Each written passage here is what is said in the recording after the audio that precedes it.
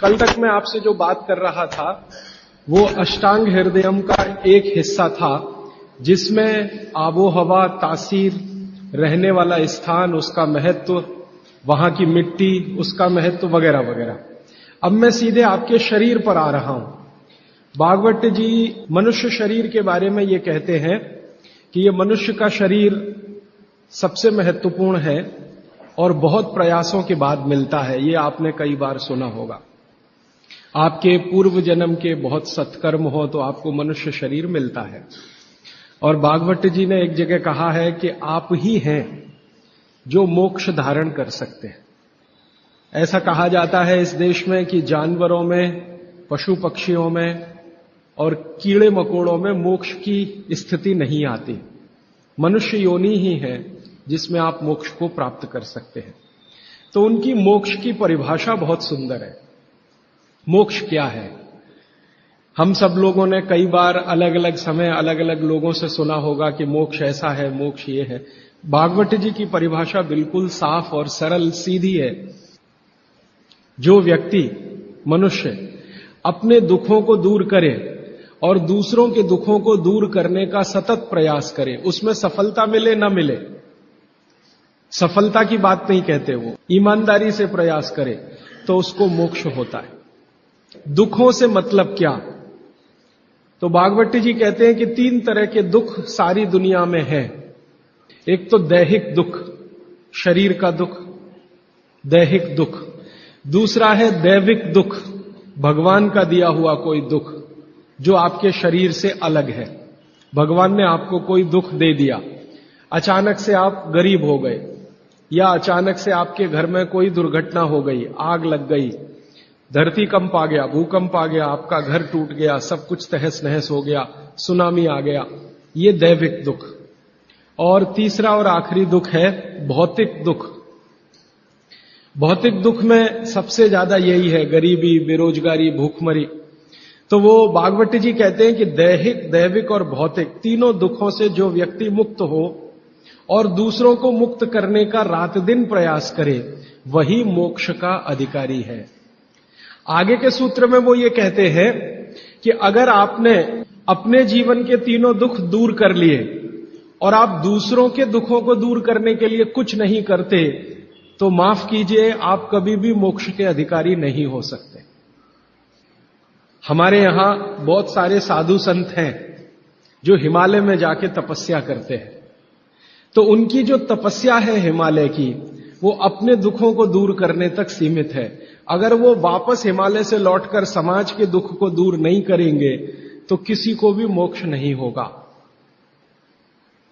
भागवत जी कहते हैं कि कोई सदगृहस्थ व्यक्ति है, वो स्वामी नहीं है, महात्मा नहीं है, तपस्वी नहीं है, लेकिन अगर वो अपने दुखों से दूर करते हुए दूसरों के दुखों को दूर करने के काम में लगा हुआ है, तो वो कहते हैं कि वो तपस्या करने वाले से ज्यादा बेहतर है, भले ही वो सदगृहस्थ है।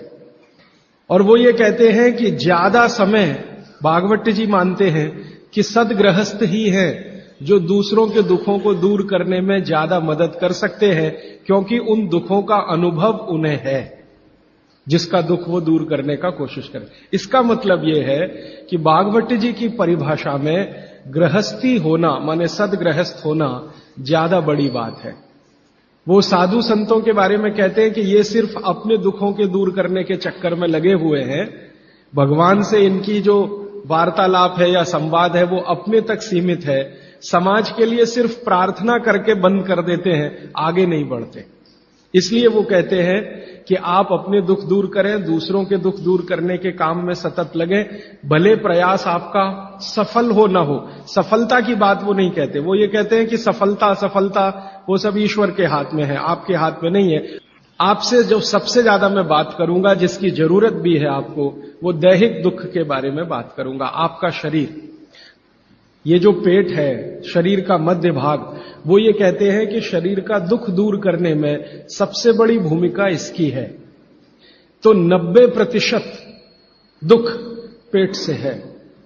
उन 10% में हार्ट अटैक आ गया, उन 10% में पैरालिसिस आ गया, उन 10% में अर्धांग वायु, पैरालिसिस का ही दूसरा नाम है, वो आ गया, एपिलेप्सी आ गई, वगैरह वगैरह। बाकी सब पेट से है। तो पेट का ध्यान जिंदगी भर आप रखें, उसके लिए उन्होंने सूत्रों की एक श्रृंखला बनाई है।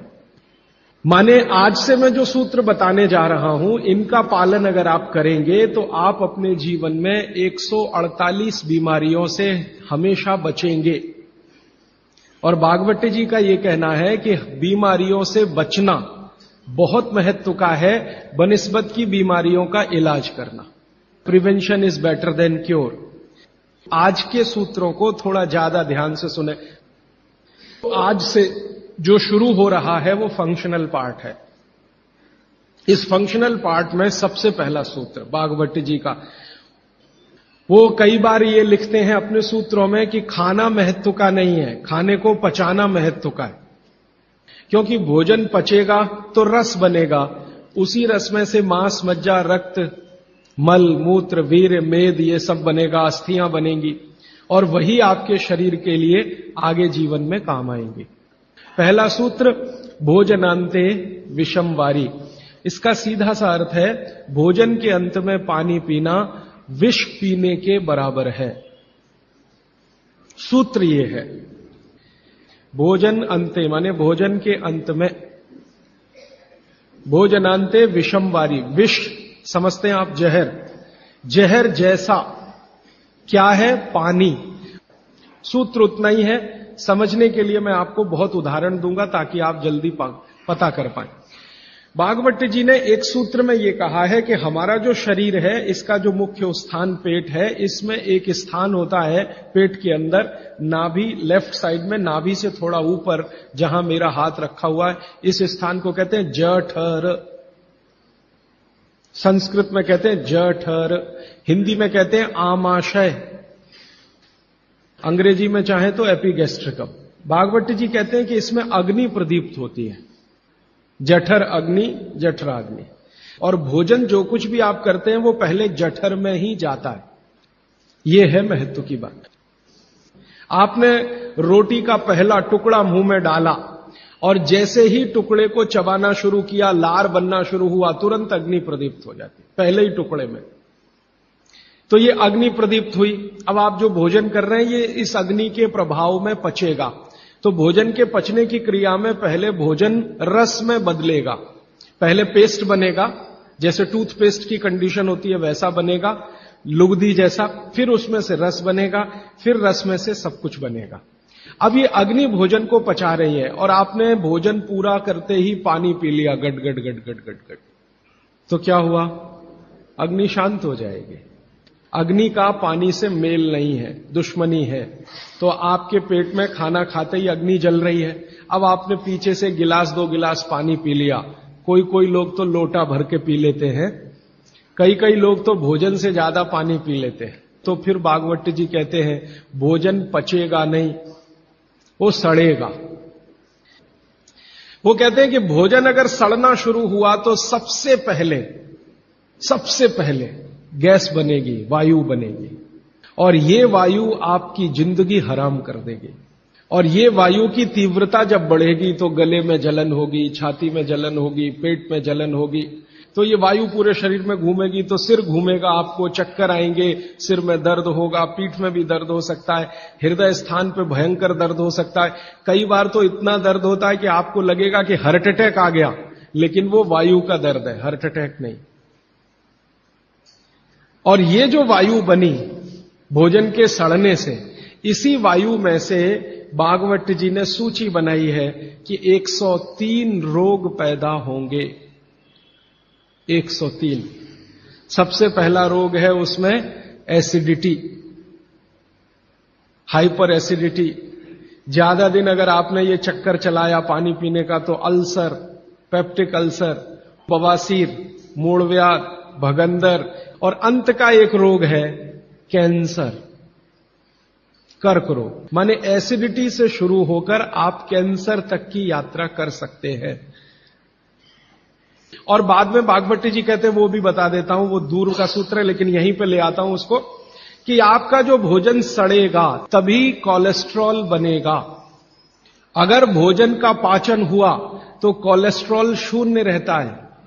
आप जानते हैं शरीर में दो तरह का कोलेस्ट्रॉल है, एक गुड और एक बैड। अच्छा कोलेस्ट्रॉल माने एचडीएल, हाई डेंसिटी लिपोप्रोटीन। खराब कोलेस्ट्रॉल माने एलडीएल और उसका छोटा भाई VLDL, very low density lipoprotein. जिनको कोलेस्ट्रॉल बढ़ रहा है या बढ़ा हुआ है वो ध्यान दें, उनको भोजन पच नहीं रहा, उनका भोजन सड़ रहा है।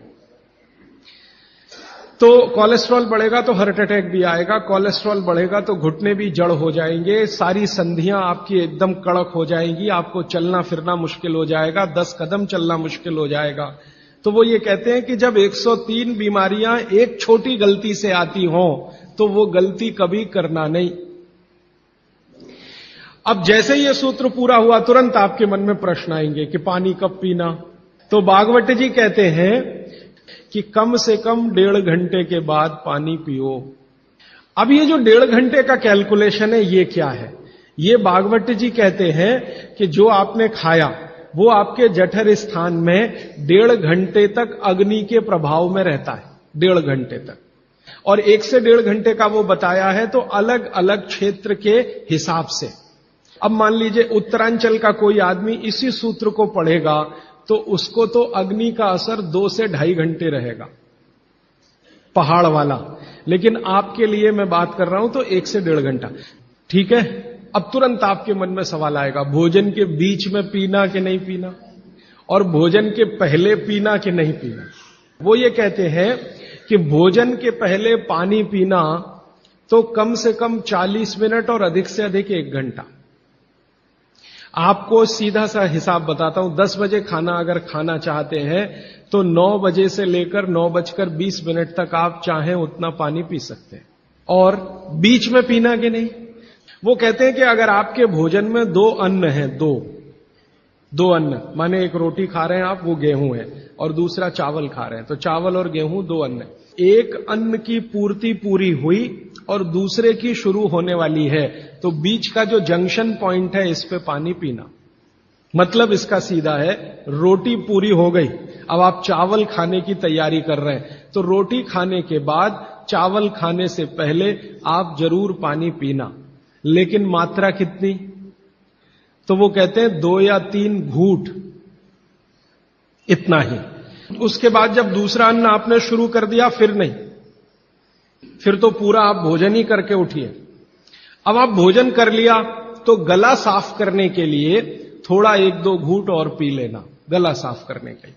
अब आपके मन में तुरंत एक प्रश्न आएगा कि भोजन के अंत में क्या पीना, फिर पानी तो नहीं पीना, 1.5 घंटे तक तो नहीं पीना, तो कुछ पी सकते हैं। तो भागवत जी ने 3 चीजें बताई हैं, उसके लिए पूरा सूत्र लिखा है कि भोजन के अंत में सबसे अच्छी चीज जो पीने के लिए है वो है छाछ, वो है मट्ठा, दही का तक्रम। लस्सी पीने के लिए नहीं कह रहे, मक्खन रह गया तो वो लस्सी, तक्रम की बात है। दूसरी सबसे अच्छी चीज उन्होंने बताई है वो है दूध, और तीसरी सबसे अच्छी चीज बताई है फल का रस। जिस मौसम में जो फल आता है उसका रस, माने मौसम के विरुद्ध के फल नहीं। आज का मौसम आम का नहीं है तो आम का रस अभी पिए तो नहीं चलेगा। तो आप ये कहें कि कोल्ड स्टोरेज से लाया हुआ संतरा और उसका रस निकाला या मौसम्मी का रस, ये सर्वनाश करेगा, सत्यानाश नहीं, सर्वनाश करेगा। अब इसमें आगे एक सूत्र है वो बहुत महत्व का है। भागवत जी कहते हैं मट्ठा या छाछ कब पीना, दूध कब पीना, रस कब पीना।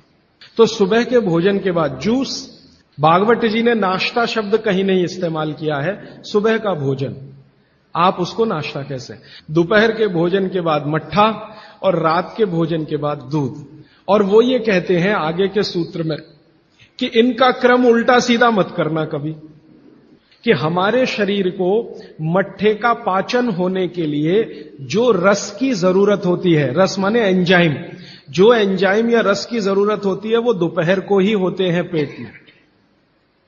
इसी तरह हमारे शरीर में दूध का पाचन होने के लिए जो रस की जरूरत पड़ती है या एंजाइम की जरूरत पड़ती है वो सूर्यास्त के बाद ही होते हैं, और जो रस और एंजाइम की जरूरत जूस पचाने के लिए है वो सुबह ही होते हैं।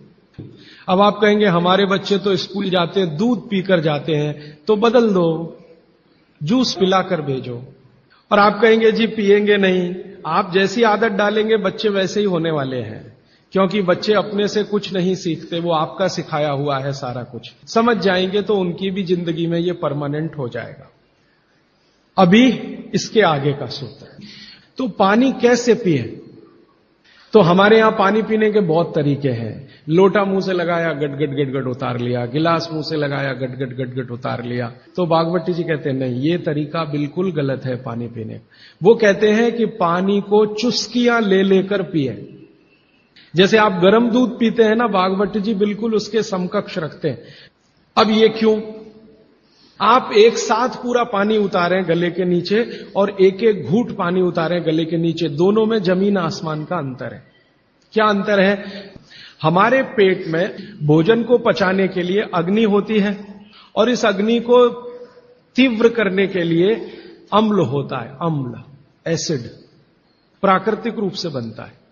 और मुंह में क्षार बनता है जिसको लार कहते हैं आप, लार, स्लाइवा, सेलिवा, लार, लाला रस, अलग अलग नामों से आप जानते हैं। तो मुंह में बनती है लार, ये है क्षार, और पेट में बनता है अम्ल। आप थोड़ा भी अगर विज्ञान जानते हैं तो आप जानते हैं कि क्षार और अम्ल को मिलाओ तो हो जाता है न्यूट्रल, और न्यूट्रल का मतलब जिसका पीएच 7 है। ये जो पानी है ना, पानी, ये ना अम्ल है ना क्षार है, ये न्यूट्रल है। तो भागवती जी कहते हैं कि पेट आपका अक्सर पानी के जैसा रहे तो बढ़िया, और जिनका पेट पानी के जैसा, माने पेट की अम्लता ना बढ़े और पेट का क्षारपन भी ना बढ़े, पीएच 7 के आसपास रहे, तो भागवती जी कहते हैं ऐसे व्यक्ति को 100 से ज्यादा वर्ष जीने की पूरी गारंटी है, बिना एक भी दवा खाए और बिना चिकित्सक के पास जाए। तो वो ये कहते हैं कि घूट घूट पिया पानी, अगर सिप सिप करके आपने पानी पिया तो ज्यादा लार अंदर जाएगी, तो अम्ल को शांत करने में मदद आएगी, इसलिए आपका पेट न्यूट्रल रहेगा। इसलिए पानी घूट घूट भर के पिए। और एक साथ गटगट पानी पिएंगे तो लार पानी के साथ मिल नहीं पाएगी, तो अंतिम रूप में जब वो पहुंचेगा पानी तो खाली पानी होगा। भागवती जी आगे कहते हैं, बहुत ही महत्व की बात है ये सब आपके लिए। वो ये कहते हैं कि जो व्यक्ति सिप सिप करके पानी पिए, वो देखें जानवर कैसे पीते हैं। चिड़िया कैसे पानी पीती है? चिड़िया एक ड्रॉप उठाएगी, फिर उसको ऐसे ऐसे मुंह में चलाएगी, फिर पिएगी, फिर दूसरी ड्रॉप उठाएगी, फिर ऐसे ऐसे चलाएगी, फिर पिएगी। ऐसे ही कुत्ता है, पानी को चाट चाट के पिएगा, शेर पानी को चाट चाट के पिएगा। ज्यादातर जानवर पानी को ऐसे ही पीते हैं। वो जानवर हमसे ज्यादा स्वस्थ हैं। किसी को डायबिटीज नहीं, कोई ओवरवेट नहीं, किसी को जॉइंट्स पेन नहीं, किसी को कुछ नहीं। बाघ भट्ट के पक्के चेले हैं ये सब जानवर। माने आपके सारे रोगों की एक दवा। तो मैंने ये एक्सपेरिमेंट शुरू किया, ये मैंने पढ़ा था 6 साल पहले। भागवत जी को मैंने 6 साल पहले पढ़ना शुरू किया, 3 साल पढ़ने में लग गया और 3 साल समझने में लग गया। तो आपको सुनकर हैरानी होगी, हमारे जो दोस्त हैं, सहयोगी हैं, जिनका वजन बहुत ज्यादा था, उन्होंने पानी सिप सिप करके पीना शुरू कर दिया और भोजन के 1.5 घंटे के बाद पानी पीना शुरू। ये 2 सूत्रों का ही परिणाम है कि सबके वजन पहले से आधे हो गए, सिर्फ पानी पीने का तरीका बदला। वंदे मातरम। राजीव भाई के अनुज भाई प्रदीप दीक्षित द्वारा संचालित एवं सेवाग्राम वर्धा स्थित राजीव दीक्षित मेमोरियल स्वदेशी उत्थान संस्था के माध्यम से स्वदेशी चिकित्सा के व्याख्यानों की सीडी उपलब्ध कराई जाती है, जिसे आप केवल 10 रुपए के लागत मूल्य पर प्राप्त कर सकते हैं।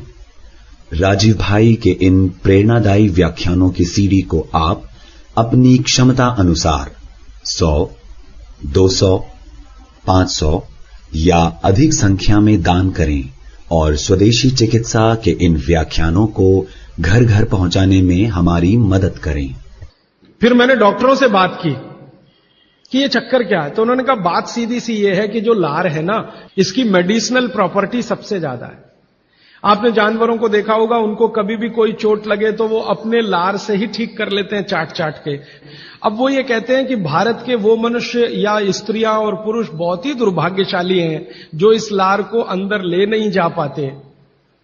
जैसे तंबाकू खाने वाले लोग, गुटखा खाने वाले लोग, मावा खाने वाले लोग थूकते ही रहते हैं उसको, थूकते ही रहते हैं, थूकते ही रहते हैं। जिसको बनाने के लिए भगवान ने 1,00,000 ग्रंथियां आपके मुंह में दी हैं, जो रात दिन आपके लिए लार बनाती हैं। ये बहुत ही कीमती है, इसका औषधीय गुण बहुत है।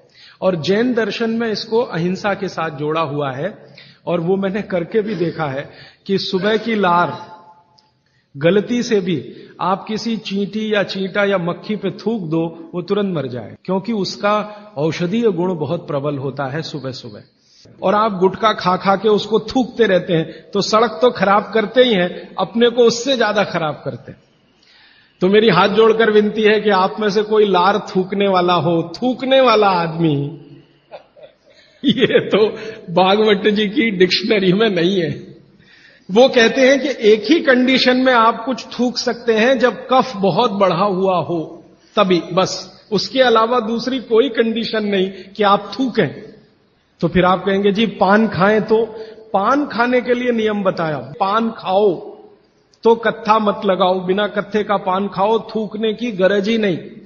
तो वो कहते हैं कि पान भी खाना है तो थूकना नहीं है, कत्था है तो थूकना पड़ेगा, कत्थे बिना ही पान खाओ।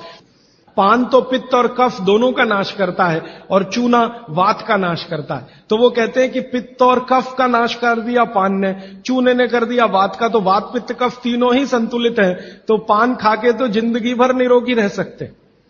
ठीक है, अब आगे चलता हूं। आगे का एक सूत्र है भागवत जी का कि पानी कभी भी पिए तो ठंडा ना पिए। कैसा पानी पिए जी? गुनगुना पानी पिए। कभी भी पानी की गर्मी शरीर के तापमान के ऊपर ना हो, ऐसा पानी पिए, गुनगुना ही पानी पिए। क्यों? अभी मन में प्रश्न आएगा, क्यों? हम तो जी ठंडा पानी पीते हैं, फ्रिज का पानी पीते हैं, बर्फ डाला हुआ पानी पीते हैं। जिसका जैसा गुण है वही तो करेगा ना। बर्फ का गुण है ठंडा करने का, तो बर्फ डालकर पानी में आप पी रहे हैं, तो बर्फ का गुण वो पानी में आ गया। अब पानी आपके पेट को ठंडा करेगा। अगर पानी ने पेट को ठंडा किया तो, क्योंकि शरीर के सारे ऑर्गन पेट से ही जुड़े हुए हैं, चाहे वो आपका हार्ट हो, चाहे किडनी हो, चाहे लीवर हो। और अगर शरीर ठंडा हो गया तो जय राम जी की, जाइए यमराज के पास। तो कभी भी ठंडा पानी ना पिए, एक विश्लेषण। दूसरा विश्लेषण कि अगर पानी आपने ठंडा पिया तो तुरंत पेट उस पानी को गर्म करने पर लगेगा, तो पानी को गर्म करने के लिए उसको अतिरिक्त ऊर्जा की जरूरत पड़ेगी, और अतिरिक्त ऊर्जा उसको रक्त में से आएगी, तो शरीर के सब हिस्सों का रक्त पेट की तरफ जाएगा। उसने बाकी हिस्सों में रक्त की कमी कर दी, और ये कमी हर समय ऐसे ही आती रहे, आप ऐसे ही ठंडा पानी पीते रहे, ऐसे ही कमी आती रहे, पीते रहे, कमी आती रहे, तो एक दिन वो अंग काम करना बंद कर देंगे, क्योंकि उनको रक्त की सप्लाई कम हुई है। और वो अंगों ने काम करना बंद किया तो ब्रेन हेमरेज हो गया, पैरालिसिस हो गया, हार्ट अटैक हो गया। तो ये सारी बीमारियों को क्यों बुलाते हैं ठंडा पानी पी के? मैंने उन लोगों को देखा जो चिल्ड वाटर पीते हैं, वो सवेरे सवेरे अगर संडास घर में गए टॉयलेट में, तो 1-1 घंटे बाहर नहीं निकलते, कभी कभी तो 2-2 घंटे नहीं निकलते, बैठे ही रहते अंदर। उनको पूछो भाई क्या कर रहे थे 2 घंटे टॉयलेट रूम में? कहते हैं जी न्यूज़पेपर पढ़ रहे थे, मैगजीन पढ़ रहे थे। क्यों पढ़ रहे थे? तो कहते हैं टॉयलेट आती ही नहीं, माने स्टूल पास होता ही नहीं, संडास होती ही नहीं, उतरती नहीं, तो क्या करें। और वो बेचारे वहां बैठे बैठे कई बार इतने परेशान हो जाते हैं कि तरह तरह की आवाजें निकालते हैं, फिर भी नहीं आती। फिर वो गाना गाते हैं, मेरे सपनों की रानी कभी आएगी, वो आती नहीं है। और कभी कभी जब बहुत ज्यादा परेशान हो जाते हैं ना, तो एक गाना गाते हैं, एक बार आजा आजा आजा, वो तब भी नहीं आती। ये है समस्या कि जो लोग बहुत ठंडा पानी पिएंगे उनको एक बीमारी है, वो है कॉन्स्टिपेशन, कब्जियत, कोष्ठबद्धता, बद्ध कोष्ठ होना। कॉन्स्टिपेशन का मतलब आपकी जो इंटेस्टाइन है ना, लार्ज इंटेस्टाइन, वो एकदम ऐसी संकुचित हो गई। तो अगर आपकी लार्ज इंटेस्टाइन ऐसी हो गई तो आपकी जिंदगी भी ऐसी ही हो जाएगी। फ्रिज का रखा हुआ पानी ना पिए, बर्फ डाला हुआ पानी ना पिए, आइसक्रीम कभी भी ना खाएं, तो गर्म भोजन और ठंडी आइसक्रीम कभी ना खाएं। अक्सर मैं शादियों में, बारातों में जाता हूं तो वहां मैंने देखा है कि भोजन गर्मा गर्म कराएंगे, अंत में आइसक्रीम जरूर खिलाएंगे। सर्वनाश! बुला बुला के हमारा सत्यानाश करते हैं, ना मरो तो जल्दी मर जाओ। ऐसा आजकल आतिथ्य इस देश में चल रहा है। पहले कहते थे अतिथि देवो भव, अभी अतिथि दुश्मन भव। अभी चौथा सूत्र, आज का आखिरी सूत्र। भागवत जी कहते हैं कि सुबह का जीवन आपका जब शुरू होता है तो दिन की शुरुआत में सबसे पहले पानी पिए। दांत धोए बिना पानी पीना, मुंह धोए बिना पानी पीना, कुल्ला किए बिना पानी पीना। कारण उसका यह है कि रात भर जब आप सो रहे थे तो शरीर की सारी क्रियाएं तो शिथिल हो जाती हैं, लेकिन ये लार बनने की क्रिया ज्यादा शिथिल नहीं होती, ये चालू रहती है। तो रात भर आपने लार बनाई है, मुंह में जगह जगह जमा है, वो अंदर जाना बहुत जरूरी है क्योंकि वो बेशकीमती है। तो सुबह सुबह जो लार बन रही है ये अंदर जानी ही चाहिए, इसलिए बिना कुल्ला किए पानी पीने का नियम है। इसी को उषापान कहा जाता है। तो सुबह उठते ही पानी पिएं। कितना पिएं जी? बुजुर्गों के लिए 2 गिलास, बच्चों के लिए, और 3 गिलास आपके उम्र के लोगों के लिए। कम से कम इतना पानी पिएं। भागवत जी ने ये जो कहा ना सुबह की लार बहुत कीमती होती है, मैंने इस पर थोड़े कुछ एक्सपेरिमेंट किए पिछले एक आध साल। बहुत सारे कुछ पेशेंट ऐसे हैं जिनको डायबिटीज है, और डायबिटीज की कंडीशन में आप जानते हैं कि कोई घाव हो जाए, घाव तो जल्दी भरता नहीं। मैंने उनको दवाएं बंद किया होम्योपैथी का। फिर मैंने कहा भैया, भागवत जी ने कहा कि सुबह की लार बहुत कीमती है, तुम ऐसा करो सुबह उठते ही जो लार है ना उसको लगाओ तुम्हारे घाव पे, और आप देखेंगे चमत्कार। 15 से 20 दिन में घाव भरना शुरू, 3 महीने में बिल्कुल बराबर। एक तो मेरे पास गैंग्रीन का पेशेंट है, गैंग्रीन हुआ, डॉक्टर कहता था पैर काटना ही पड़ेगा इसका। उसने बेचारे ने साल भर लार लगा लगा के ही अपना ठीक कर लिया। तब मेरे समझ में आया कि जानवर हमसे ज्यादा होशियार, चोट लगते ही वो चाटना शुरू कर देते हैं। फिर मैंने एक और एक्सपेरिमेंट किया। मेरे पास कुछ छोटे बच्चे हैं जिनको चश्मे हैं आंखों पर, तो मैंने उनको भी सिखा दिया, देखो सवेरे सवेरे सोकर उठो और मुंह का थूक आंख में लगाओ काजल की तरह से। अब आपको हैरानी होगी कि चश्मे उतर गए सिर्फ ये लार लगाने से। बस अंतर इतना है कि बच्चों को जल्दी उतरे, आपको थोड़ा देर में उतरेंगे लेकिन उतर जाएंगे। और एक बताता हूं, एक बीमारी आती है जिसको हम कहते हैं कंजक्टिवाइटिस, आंखों की बीमारी है।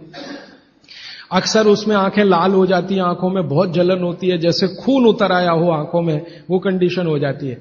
सुबह सुबह उठते ही मुंह की लार लगाना, 24 घंटे के बाद आपको पता ही नहीं चलेगा बीमारी कहां गई। अगर बच्चों में बचपन से आंखों के ऐसे कोई रोग हैं, जैसे मेरे पास एक छोटा बच्चा है 8 साल का है, उसका मैं ट्रीटमेंट कर रहा हूं, उसकी आंखें टेढ़ी हैं, जिसको हम लोग हिंदी में कहते हैं भेंगापन।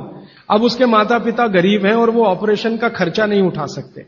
उस बच्चे पर मैं यही एक्सपेरिमेंट कर रहा हूं। लगभग मुझे 4 साढ़े 4 महीना हो गया है, उसका भेंगापन लगातार कम हो रहा है और आंखों की पुतलियां बिल्कुल बीच में सेट हो रही। तब मुझे थोड़ी जिज्ञासा हुई और मैंने एक बहुत बड़े वैज्ञानिक को पूछा दिल्ली में कि ये लार में क्या है। तो उन्होंने कहा भैया जितने एक्टिव इंग्रेडिएंट मिट्टी में है वो सब लार में है। और 2-4 बातें बता दूं क्या क्या रोग और ठीक कर सकते हैं। आपके शरीर में कोई दाग हो गया, धब्बा हो गया, जैसे जल गए, उस पर नियमित रूप से सवेरे की लार की थोड़ी थोड़ी मालिश करते रहिए। 6-8 महीने में धब्बा बिल्कुल साफ हो जाए। एक्जिमा हो गया, मान लो खराब बीमारी की बात करूं, एक्जिमा हो गया, और एक्जिमा से भी ज्यादा खराब बीमारी है सोराइसिस। बस इतना है कि साल भर करना पड़े इसी लार से। 6-8 महीने के बाद देखिएगा साफ। मुफ्त का इलाज है, फोकट का इलाज। फोड़े फिंसियों पर इसका एक्सपेरिमेंट करिए। मैंने ये 4 एक्सपेरिमेंट किए, बहुत अच्छे रिजल्ट हैं। ठीक है, अब आपके प्रश्नों के लिए आधा घंटे का समय। हाजी भाई, आपने कहा कि उषापान करना चाहिए, उषापान भी गुनगुना पानी होना चाहिए या कैसा? देखिए उषापान। दूसरी बात, पान जो कहा आपने खाने के लिए, तो पान के साथ क्या क्या लेना चाहिए? हाँ, बहुत अच्छा सवाल। मैं दूसरे प्रश्न का पहले उत्तर दे दूं, पान के साथ क्या क्या लेना चाहिए। भागवत जी ने पान खाने के लिए बताया है कि एक तो पान जो खाएं वो ऐसा पान हो जिसका स्वाद कसेला हो, कसेला। जैसे देशी पान ज्यादा गहरा हरे रंग का होता है और विलायती पान हल्के हरे रंग का होता है। तो भागवत जी कहते हैं हल्के रंग की चीजें मत खाइए, गहरे रंग की चीजें खाइए। तो गहरे रंग वाला पान खाइए। गहरे रंग की जो भी चीजें हैं भरपेट खाइए। जैसे बैंगन है गहरे रंग का, जामुन है गहरे रंग का, टमाटर है गहरे रंग का। ये सब एंटी कैंसरस है, एंटी डायबिटिक है, एंटी कैंसरस है, एंटी अस्थमेटिक है। इनकी क्वालिटीज आज की विज्ञान ने भी प्रूव किया है। आज का विज्ञान ये कहता है कि जो भी रंग है किसी भी वस्तु में, वो भगवान का दिया हुआ कोई ना कोई ऐसा रस और एंजाइम है जो आपको गंभीर बीमारियों से बचाता है। तो वो कहते हैं गहरे रंग का पान खाइए, माने कसेला उसमें ही स्वाद होगा, तो गहरा पान खाइए। उसमें क्या मिलाएं? उसमें सबसे ज्यादा चूना। तो कितना चूना मिलाएं? तो कहते हैं कि एक पान में 1 ग्राम से ज्यादा चूना नहीं मिलाइए कभी भी। चने का दाना होता है ना, आधा तोड़ो और उसका आधा कर लो, इतना 1 ग्राम होता है। चने का दाना आधा तोड़ो तो 2 हिस्से हुए, ये 2 हिस्से के 4 कर दो, और वो 1 हिस्सा जो है वो 1 ग्राम। तो उतना आप चूना लगाइए उस पर। फिर चूने के साथ क्या खाएं? आप उसमें सौंफ खाएं, सौंफ। सौंफ का नियम उन्होंने बताया, सौंफ खाएं। दूसरा कहते हैं कि इसमें थोड़ी अजवाइन डालें, अजवाइन 2-4 दाने, ज्यादा नहीं। और वो कहते हैं लवंग डालें, लवंग माने लौंग। और कहते हैं बड़ी इलायची। और वो कहते हैं कि गुलाब के फूल का रस, मतलब गुलकंद जिसको आप कहते हैं। ये चीजें उन्होंने बोली हैं पान में नियमित रूप से खाने के लिए। अब इसमें उन्होंने जो बोली नहीं है वो बात ध्यान रखिए। सुपारी कहीं नहीं कहा, कत्था कहीं नहीं कहा, तो मैंने सुपारी और कत्था छोड़कर ही पान खाएं। ठीक है? तो पान में क्या खाएं? दूसरा, इन्होंने जो आपने पूछा कि सुबह का जो ऊषा पान का पानी है वो भी गुनगुना होना चाहिए। बागभट्टी जी कहते हैं जरूर गुनगुना होना चाहिए। स्टेनलेस स्टील के वेसल में पानी है तो गुनगुना ही पीजिए, मिट्टी के बर्तन का पानी है तो गुनगुना ही पीजिए। ताम्र पात्र एक उन्होंने कहा कि जिसके पानी को गर्म करने की जरूरत नहीं, सीधे पी सकते। एल्यूमिनियम में तो पानी कभी मत रखिए, प्लास्टिक में पानी कभी मत रखिए। आप बोलेंगे जी क्या रोज दिन भर ताम्र पात्र का पानी पी सकते हैं? तो जरूर पी सकते हैं, 3 महीने, इसके आगे नहीं। फिर बीच में 15-20 दिन का ब्रेक दे दीजिए। ये ब्रेक दे देकर पी सकते हैं। लगातार पिएंगे तो तांबे की अधिकता से होने वाली जो बीमारियां हैं वो हो जाएंगी। हां, सुबह तो लगातार पी सकते हैं, सुबह की तो कोई बात नहीं, ये पूरे दिन की बात हो रही है। तो 24 घंटे वाले जो लोग हैं ताम्र पात्र का पानी पीने वाले, उनके लिए ये नियम है। सुबह का तो ताम्र पात्र का ही सबसे अच्छा है जी। भोजन के बाद जो रस और मट्ठा पीने के लिए बताए थे आप, तो क्या ये आम्रदायी को शांति करेगी? हाँ, बहुत अच्छा सवाल है, बहुत अच्छा सवाल। देखिए, इस सवाल को मैं और थोड़ा विकसित करूं, मैं इंतजार कर रहा था कोई पूछे तो मैं बताऊं। यह सवाल कुछ इस तरह का है कि मट्ठा है ना, उसमें पानी ही है, आप जानते हैं। शायद उसमें 90% तक पानी है, दही तो सिर्फ 10% होता है। और जूस पी रहे हैं उसमें भी पानी ही है, और दूध पी रहे हैं उसमें भी पानी है।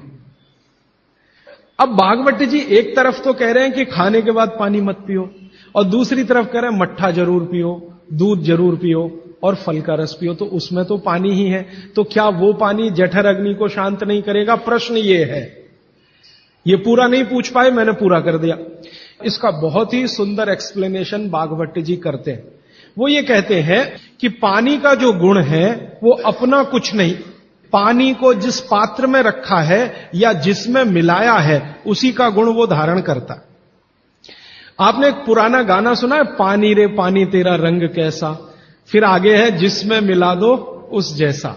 तो आपने पानी को मिलाया दही में, तो अब वो पानी का गुण नहीं है, अब वो दही का गुण धारण करेगा। पानी को आपने मिलाया जूस में, माने फल में, तो फल के जो गुण हैं वो पानी में आ जाएंगे। और पानी है दूध में, तो दूध के सारे गुण वो धारण कर लेगा। इसलिए मट्ठा पीने को खुली छूट है, पेट भर के पीजिए। दूध पीने को खुली छूट है, पेट भर के पीजिए। जूस पीने को भी खुली छूट है। सादा पानी मत पीजिए, खाली पानी अग्नि को शांत करता है जी। राजीव भाई, आइसक्रीम खाने के बाद हम लोग कॉफी या चाय पी के और उसका ये सवा सत्यानाश। रीजन बताऊंगा परसों, क्योंकि ये परसों आने वाला है। कभी भी कोई गर्म चीज आप जैसे ही खाते हैं, कोई भी गर्म चीज, चाय पिया या कॉफी पिया या गर्म दूध पिया या गर्म खाना खाया, तो पेट फिर वही काम पे लग जाता है। क्या काम है पेट का? पहले ज्यादा गर्म वस्तु को पेट के तापमान पर लाता है पेट। आपका पेट का तापमान वही है जो मुंह का है, तो पेट का तापमान लगभग 39 से 40 डिग्री के आसपास है। तापमान अंदर जो है ना 55 डिग्री 60 डिग्री अगर चाय का है तो पेट उसको पहले 40 डिग्री पे लाएगा। तो ये काम में जब तक पेट लगा हुआ है तब तक आपने कोई ठंडी चीज खा ली, जैसे उन्होंने कहा आइसक्रीम खा ली, कॉफी के बाद आइसक्रीम खा ली। अब कंफ्यूजन वहां यह होता है कि क्या करे, वो पहले गर्म कॉफी को ठंडा करे या ये जो गर्म ठंडी आइसक्रीम आई इसको गर्म करे, तो फिर तो बहुत ही कंफ्यूजन होता है। तो इसमें हो जाएगी समस्या। इसलिए कॉफी चाय के बाद ठंडी आइसक्रीम कभी भी ना खाएं और ठंडी आइसक्रीम के बाद चाय कॉफी कभी भी ना पिए। जी देखिए, इन्होंने एक बहुत अच्छा सवाल पूछा है। दूध को भागवत जी ने बोला है शाम को ही पीना है। अब इनका प्रश्न यह है कि हम सुबह चाय पीते हैं, कॉफी पीते हैं, तो दूध उसमें होता ही है, तो क्या करें? भागवत जी के किसी भी शब्दकोश में चाय भी नहीं है, कॉफी भी नहीं है, क्योंकि भागवत जी 3500 साल पहले हुए। ये चाय कॉफी तो 250-300 साल पुरानी है, ज्यादा से ज्यादा 400 साल पुरानी। हां, काढ़े का जिक्र उन्होंने किया। काढ़ा आप समझते हैं, जो रोज आप यहां पी रहे, वो ये कहते हैं कि जो काढ़ा आपके वात को कम करे, आपके पित्त को कम करे और कफ को कम करे, ऐसा कोई भी काढ़ा दूध के साथ मिलाकर सुबह पिया जा सकता है। जैसे आज आप काढ़ा पीने जा रहे हैं, वो अर्जुन की छाल का काढ़ा है। अर्जुन की छाल का काढ़ा आप जानते हैं, वात को सबसे तेजी से कम करने वाला है। शरीर की जो एसिडिटी होती है ना, रक्त की एसिडिटी, एक होती है पेट की एसिडिटी, उससे भी ज्यादा खराब है रक्त की एसिडिटी। खून की अम्लता ही है जो हार्ट अटैक लाती है। तो रक्त की एसिडिटी को कम करने की दुनिया में सबसे बड़ी ताकत अगर किसी चीज में भागवत जी ने बताई है तो वो अर्जुन की छाल है। तो आज आप काढ़ा पिएंगे अर्जुन की छाल का। और दुर्भाग्य से या सौभाग्य से ये कुछ ऐसा समय है, दिसंबर, जनवरी और नवंबर, ये वात का ही समय है। शरीर में वायु का प्रकोप ठंड के दिनों में ज्यादा होता है। उस समय अगर आप अर्जुन की छाल का काढ़ा दूध में बनाकर पिए तो आपके लिए औषधि है। जी नहीं, गरम गरम गरम, क्योंकि वो औषधि है, भोजन नहीं है। भोजन और औषधि में अंतर बताया। भोजन वो है जो 24 घंटे में आप नियमित रूप से आपके पेट की आवश्यकता के अनुसार खाएं और सालों साल खाते जाएं। औषधि वो है जो थोड़े समय के लिए, तात्कालिक प्रभाव के लिए आप पिए। ठंडा काढ़ा कोई है नहीं इस देश में, बनता भी नहीं। माने सुबह दूध पीना ही है ना, तो उसमें अर्जुन की छाल का पाउडर डाल के पीजिए, तो 2 फायदे होंगे। भविष्य के लिए आपको हार्ट अटैक फ्री होने की गारंटी। तो अब तक आपके रक्त में जो कोलेस्ट्रॉल जमा है, इसको निकालना है बाहर, तो अर्जुन की छाल इसमें सबसे ज्यादा उपयोगी है। और सौभाग्य की बात यह है कि 40 रुपए किलो मिलती है, 20 रुपए किलो, 20 रुपए किलो अर्जुन की छाल मिलती है और 150 रुपए किलो चाय मिलती है और 1400 रुपए किलो कॉफी मिलती है। तो कुछ तो होशियार बनिए, मारवाड़ी बनिए, कुछ तो अपने रक्त में लाइए, मारवाड़ का, राजस्थान का, गुजरात का। तो 30 दिन आगे जनवरी के रोज सवेरे अर्जुन की छाल का पाउडर दूध में डालकर पीते रहिए।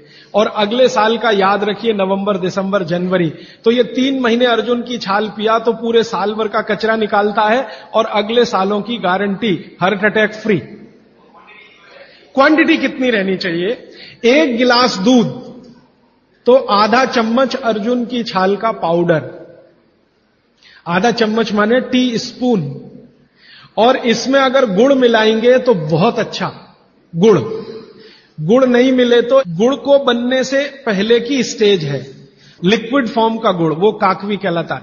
नहीं तो गुड़ डालिए, नहीं तो काकवी डालिए, नहीं तो खांड डालिए, अंत में कुछ नहीं मिलता तो बूरा डालिए। और बूरा वो वाला जो राजस्थान में बनता है, बिहार में बनता है, उत्तर प्रदेश में, यहां का नहीं। चीनी को पीस के बूरा, वो चीनी ही है, बूरा नहीं है। क्योंकि बागवती जी की सूची में कहीं शुगर नहीं है, शक्कर नहीं। चीनी बनना 200-250 साल से शुरू हुआ है। 3500 साल पहले गुड़ बनता था, काकवी बनती थी, खांड बनती थी, बूरा बनता था। जी मिश्री बहुत अच्छा आपने कहा, मुझे भूल गया, मैं आपसे पहले ही कहना चाहता था। मिश्री मिठाइयों में मिश्री सबसे ऊंचे स्थान पर है, गुड़ से भी ऊंची है मिश्री। सोंठ है तो बहुत अच्छा है। अर्जुन, छाल और सोंठ दोनों का ही गुण है वात को खत्म करने का, तो वात के रोगी तो जरूर पिए इसको। और वात के रोग क्या क्या है आप जानते हैं? ये घुटने का दर्द, कमर का दर्द, कंधे का दर्द, हार्ट अटैक, डायबिटीज, ये सब वात के रोग हैं। कहा जाता है कि दाल और दही साथ में नहीं लेना चाहिए। बहुत जन कहते हैं तो हम दाल चावल खा लेते हैं और उसके बाद अगर खाने के बाद छाछ पी लेंगे तो क्या वो सही रहेगा? देखिए, जैन अगर आप में से कोई है तो मेरी बात तुरंत समझ जाएंगे। द्विदल समझते हैं? एक दाल के जिसके दो, द्विदल के साथ दही का निषेध है। भागवत जी ने भी कहा है, महावीर स्वामी ने भी कहा है, गौतम ऋषि ने भी कहा, सबने कहा द्विदल के साथ दही का निषेध है। तो अब इनका प्रश्न है कि हमने तो दाल चावल खाया, चावल तो ठीक है, दाल तो द्विदली है, अरहर की खाएं, मूंग की खाएं, मसूर की खाएं तो द्विदल है। तो द्विदल के साथ दही कैसा? तो उसके लिए भागवत जी कहते हैं कि कभी भी द्विदल के साथ अगर दही खाएं तो अच्छा है ना खाएं, लेकिन खा रहे हैं तो दो बातों का ध्यान रखें कि दही की तासीर बदले और उसकी तासीर को बदलकर जैसी दाल है वैसी तासीर करें, माने दही का प्रोटीन कंटेंट बढ़ाएं। वैसे तो है और ज्यादा बढ़, तो इसके लिए बहुत सरल उपाय है आपके रसोई में। रसोई में 3 चीजें ऐसी हैं जो दही की तासीर को तुरंत बदलती हैं। एक तो है जीरा, दूसरा है सेंधा या काला नमक, आयोडीन युक्त नमक नहीं, तीसरी है अजवाइन। तो मेरा ऐसा निवेदन है कि अगर आप ताक पी रहे हैं दाल चावल के साथ तो अजवाइन का, जीरे का बघार ले लें और थोड़ा सेंधा नमक डाल लें, फिर पी लें। अदरक की जगह सूंठ। दही में कभी भी अदरक उपयोग नहीं होता, सूंठ उपयोग होता है। अदरक और सूंठ में थोड़ा अंतर है। सूंठ तो अदरक से ही आता है, लेकिन सूंठ का गुण अदरक से ज्यादा है। फ्रूट्स खा सकते हैं भरपेट। वैसे फ्रूट्स का भागवत जी कहते हैं सुबह खाएं खाली पेट तो सबसे अच्छा, माने नाश्ता ही फ्रूट का करें। जूस भी पीना है तो फ्रूट का पिए, तो सुबह का समय फ्रूट्स के लिए सबसे अच्छा है। लेकिन बाकी समय में भी आप फ्रूट्स कभी भी खा सकते हैं जो प्रकृति के द्वारा पकाया गया, माने कैल्शियम कार्बाइड मिला के नहीं पकाया गया। छाछ शरीर के लिए ठंडा करता है तो बच्चों को भी दे सकते हैं? दे सकते हैं जी, दे सकते हैं बिल्कुल। अजवाइन डाल के बच्चों को, 3 महीने के बच्चे को अजवाइन की छाछ दी जा सकती है। पानी जो आपने कहा थोड़ा गुनगुना पीना चाहिए, हर मौसम में पी सकते हैं, गर्मी के मौसम में भी? गर्मी के मौसम में थोड़ा इसके लिए आप छूट ले सकते हैं। आप चूंकि मद्रास में रहते हैं इसलिए छूट ले सकते हैं। गर्मी के दिनों में सवेरे का पानी तो गुनगुना ही रखिए, बाकी दिन का पानी अगर आप पिए तो मिट्टी के बर्तन का भी पी सकते हैं। सनबर्न के लिए लार बहुत अच्छी है। देखिए, आप में से किसी भी माता या बहन को डार्क सर्किल की समस्या हो, आंखों के नीचे काले काले घेरे हैं, नियमित रूप से सुबह उठकर अपने लार की मालिश करते रहिए, आपके सारे डार्क सर्किल बिल्कुल चले जाएंगे। फेयर एंड लवली से ज्यादा प्रभावी है। मटकी का जो पानी होता है गर्मियों में राजस्थान में ठंडी से ठंडी मटकी लाके हम पीते हैं, तो इतना ठंडा पानी पिए या नहीं? जो मिट्टी के घड़े का पानी है वो रूम तापमान से थोड़ा ही कम है। जैसे रूम टेम्परेचर 25 डिग्री होगा तो मिट्टी के घड़े का पानी 23 डिग्री तक होगा, तो ज्यादा ठंडा नहीं है। ये जो फ्रिज का पानी है ये 4 डिग्री का होगा, 3 डिग्री का होगा, ये बहुत ठंडा है।